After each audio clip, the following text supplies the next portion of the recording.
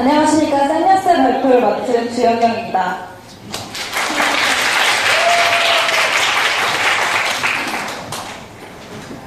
여러분, 우리는 어떤 브랜드를 성공한 브랜드라고 말하나요?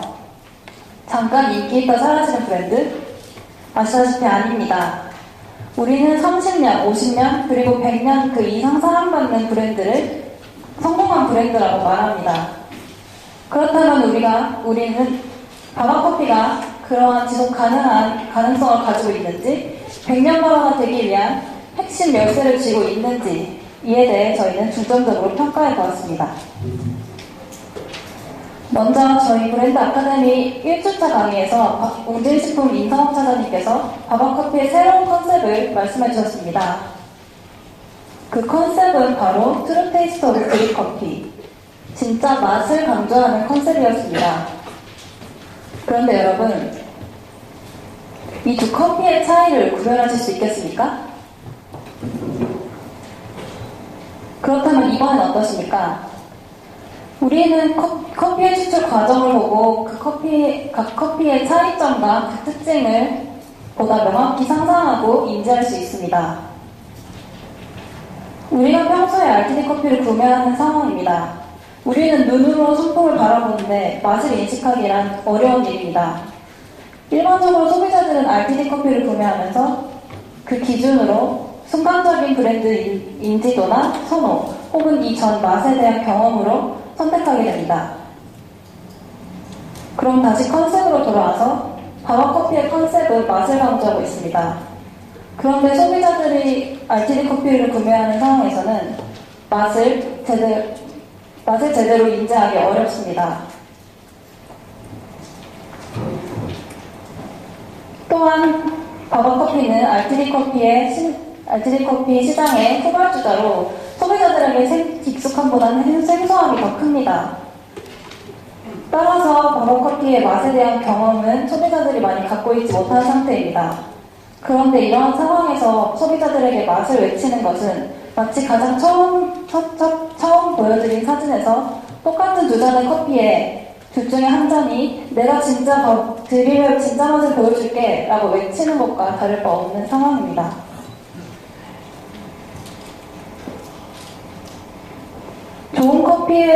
좋은 맛의 커피의 요소는 세 가지가 있습니다.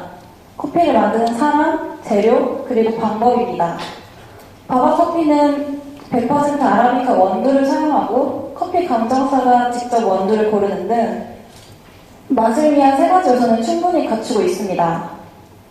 그런데 여기서 잠깐 RTD 커피 맛에 대한 블라인드 테스트 결과를 보시겠습니다. 최한점을 받은 브랜드는 바로 스타벅스였습니다. 이는 소비자들이 RTD 커피를 구매함에 있어서 맛이 절대적 기준이 아니라는 것을 명백히 보여줍니다. 그렇다면 진짜 커피의 중요한 요소는 따로 있다는 것인데요. 과연 무엇일까요? 바로 무드와 메모리, 커피에 담긴 분위기와 그리고 추억에 있습니다. 이는 맛을 위한 최고급 원두를 사용했다는 객관적 요소보다는 커피에 담긴 분위기와 그 기억이라는 감성적 요소에 소비자들이 더욱더 크게 영향을 받고 있다는 것을 보여줍니다. 바바커피의 타겟인 20, 30대 직장 여성은 합리적인 듯 보이나 감성적 소비를 하며 자기 자신의 가치를 중시 여기고 그에 대한 투자를 아끼지 않는다는 점을 보입니다. 가령 자신의 휴식을 위해 가격이 다소 부담스럽더라도 안락한 카페를 찾는 것. 또 다른 한편으로는 진심어린 위로와 격려가 담긴 캔커피 한 잔을 잊지 못하는 것. 그것이 그들의 특징입니다. 앞서 말씀드린 커피의 두 가지 진짜 중요 요소인 무드와 메모리. 이는 타겟의 감정을 자극하고 그들의 가치를 높이는데 큰 요소로 작용을 합니다.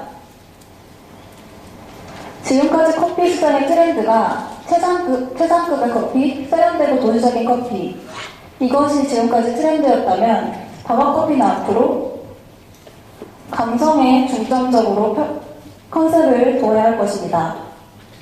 앞서 살펴본 바와 같이 타겟은 감성적 요소에 크게 영향을 받습니다. 이러한 타겟에 대한 명확한 이해를 바탕으로 앞으로의 커피 시장의 트렌드를 다시 봐야 할 것입니다. 타겟이 자신의 가치를 위한 투자를 아끼지 않는다는 점과 감성적 소비를 한다는 점, 이것은 바쁜 삶 속에서 자기 자신을 위한 시간과 여유를 갖고 싶어하는 타겟의 욕구로 기결됩니다. 이러한 점에서 바바커피가 드립이라는 단어를 선정한 것은 긍정적으로 평가됩니다. 왜냐하면 드립을 내리는 그 과정 속에서 타겟은 자기 자신을 위한 여유를 가질 수 있고, 과정 속에서 낭만적 분위기가 정성, 그리고 아날로그적 감성을 느낄 수 있기 때문입니다. 이는 타겟의 니즈에 부합하는 성격을 보입니다.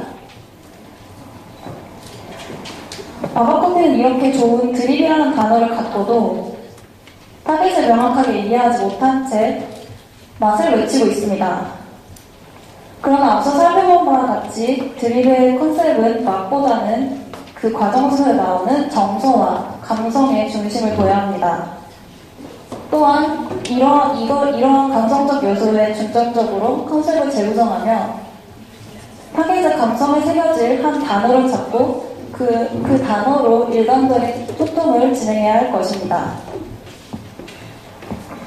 그런데 여러분, 아무리 좋은 컨셉 전략을 가졌더라도 그 컨셉이 일관성이 없는 컨셉이라면 어떻게 될까요?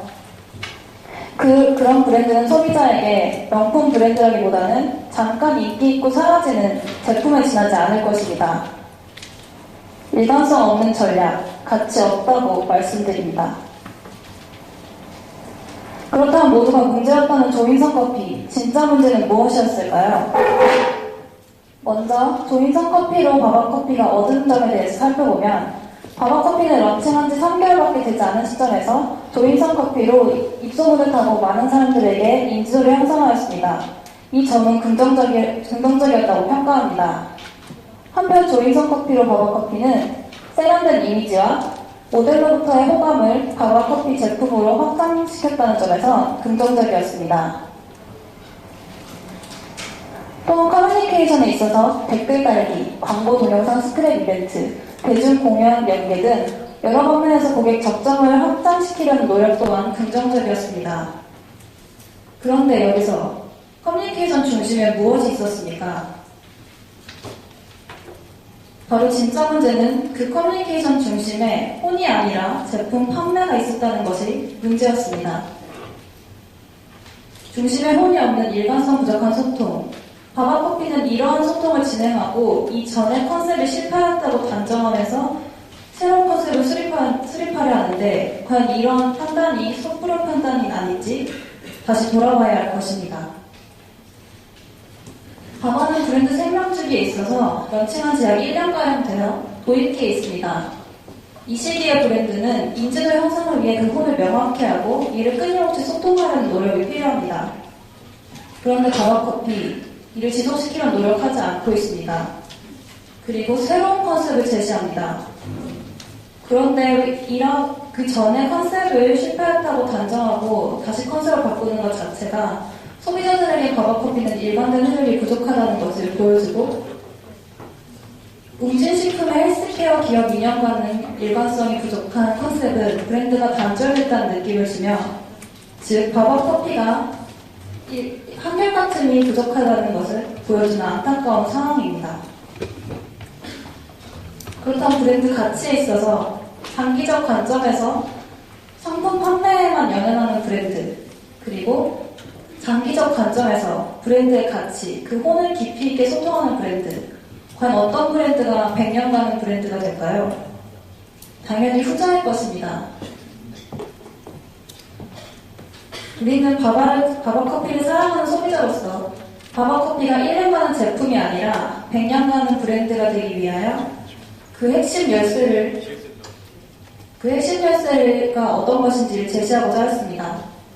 바바커피가 100년 바바가 되려면 그 끊임없는 일관성과 한결같음이 필요합니다.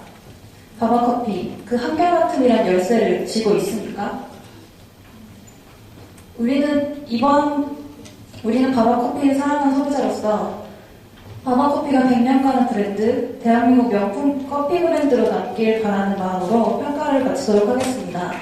감사합니다.